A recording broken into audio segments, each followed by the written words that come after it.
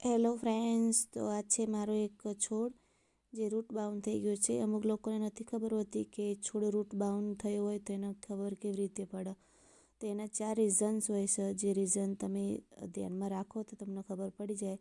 પહેલું કે જે ગમલાની બહાર તમારા નીચે તમે જે ડ્રેનેજ હોલ હોય એમાં તેમાં મૂળ જે છે ને એ બહાર આવી જાય ડ્રેનેજ હોલમાંથી. અને બીજું કે એના જે પત્તા જે હોય એ પત્તા સુકાવા લાગે.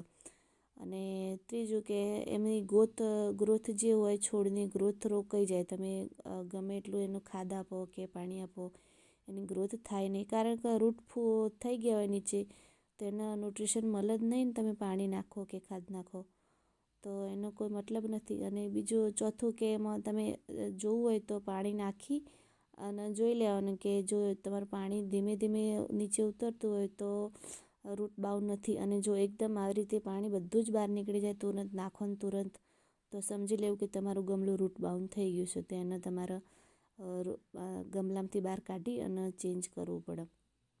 તો આ રીતે પાણી નાખીને જોશો ને તો તરત તમારું ગમલું છોડ હાથમાં બહાર જ નીકળી જશે. તો તમે જોઈ શકો છો કે બધા જ રૂટ એના થઈ ગયા છે નીચે, માટી નથી. અને ગમલામાંથી નીચે જે હોલ કરેલો હતો ને એમાંથી પણ રૂટ બહાર આવતા હતા.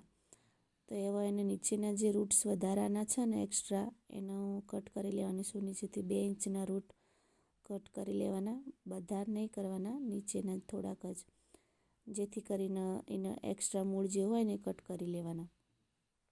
તો આ મેં 1 વર્ષ પહેલાં લાવેલી નર્સરીમાંથી. મને એવું કે સ્પાઈડર પ્લાન્ટ છે, હું સ્પાઈડર પ્લાન્ટ સમજીને લાવેલી, પણ આ સ્પાઈડર પ્લાન્ટ નથી. એના જેવી જ છે વેરાયટી, પણ સ્પાઈડર પ્લાન્ટ નથી. સ્પાઈડર પ્લાન્ટ બીજો છે મારી પાસે છે, પણ આને શું કહેવાય એનું નામ મને નથી ખબર. તમને લોકોને ખબર હોય તો મને કમેન્ટમાં જણાવજો કે આનું નામ શું છે.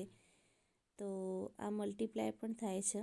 એના અંદરથી નાના નાના છોડ પણ નીકળ્યા છે. તમે જોઈ શકો છો ખાસા બધા નીકળ્યા, 4 થી 5 છોડ નાના નાના નીકળ્યા છે. તો જે મેઇન બ્રાન્ચ છે એના મેં કટ કરી અને બીજા ગમલામાં લગાવવાની છું.